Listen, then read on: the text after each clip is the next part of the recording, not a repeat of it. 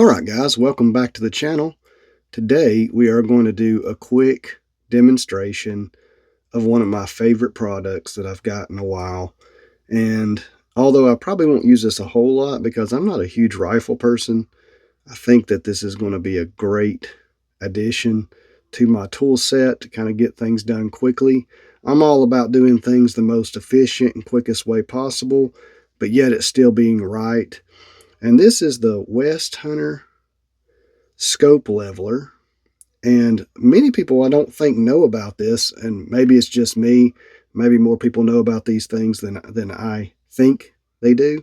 But this is a really cool tool to add to your kit if you have a lot of rifles and you're constantly having to level scopes, especially if you put a lot of scopes on AR platforms and maybe more precision platforms. And I'll just talk to you guys about this a little bit, and I'm going to show you a demonstration of how it works. But basically, this just goes under the flat place of the turrets on the scope here, and you're going to place this down here below that, where that flat spot is, and that little L bracket will set against the rail so it is straight and flat and level, very, very level on the Picatinny rail. And this is great also for bolt action rifles that have a full rail for the scope. Actually, going forward, I'm going to try my best to keep buying full railed bolt guns, or if I'm buying a rail extra to put a scope on, I want to make sure it's full rail because this is easier. And I do have the whole setup, guys. I have a place where I can shine a flashlight through the scope and do the plumb bob method. And I've got the leveling kits with the bubble levels. But in my opinion, you're putting a lot of human factor into that unless you've got a perfect setup and you have a really good gun vise. I think there's a lot of discrepancies in those methods in making sure that the scope is level. I actually think that this method cuts out a lot of those little problems or issues or variables that you have to deal with those other methods. And I think this just gives you an all-around probably more level scope than any of those other methods. Now, I do know there is a thing that, we have to consider, that the reticle inside of this turret system may be slightly off from the turret itself. However, I'm like, this is the point where it's moving up and down. So even if the reticle is slightly canted, this right here is actually moving straight up and down. So it's more important almost that this is straight than the reticle itself. I mean, hopefully the scope is quality enough where the reticle does line up with the turret within 99% accuracy is what you would hope, right? So, but that being said, I think it's just as important that this turret system is level as the reticle is level, based off the mechanics of how this works when you raise and lower the turret.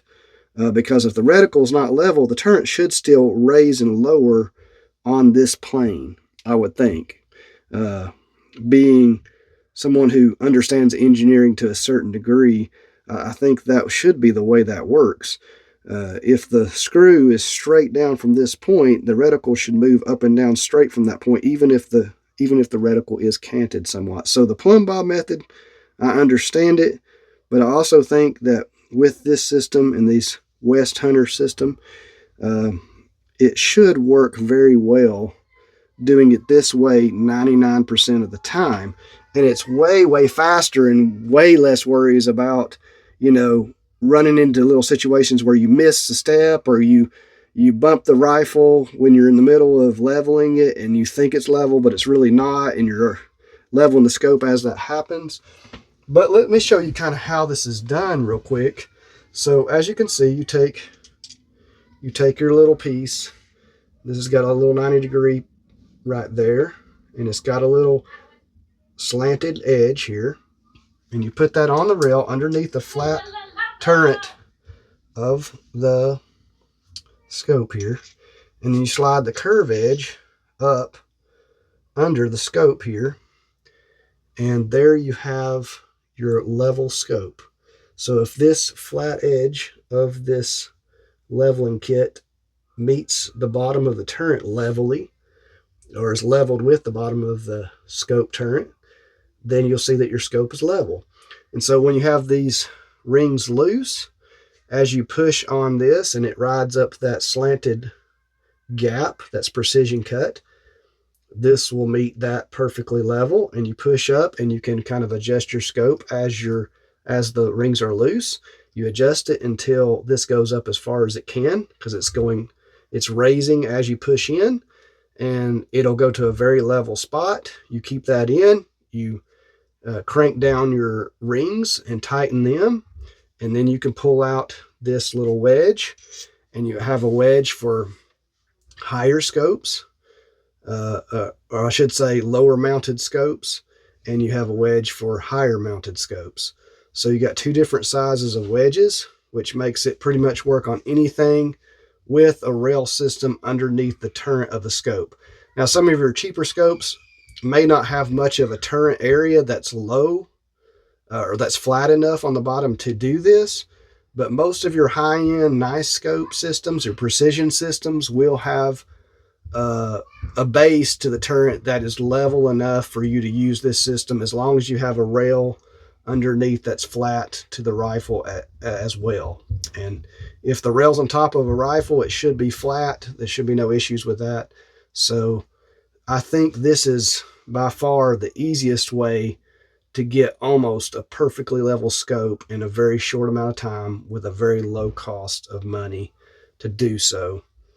I hope you like it. If you have any questions or comments, please leave them below. This is the WestHunter kind of wedge scope leveling system. God bless. Have a great day. We'll catch you guys later.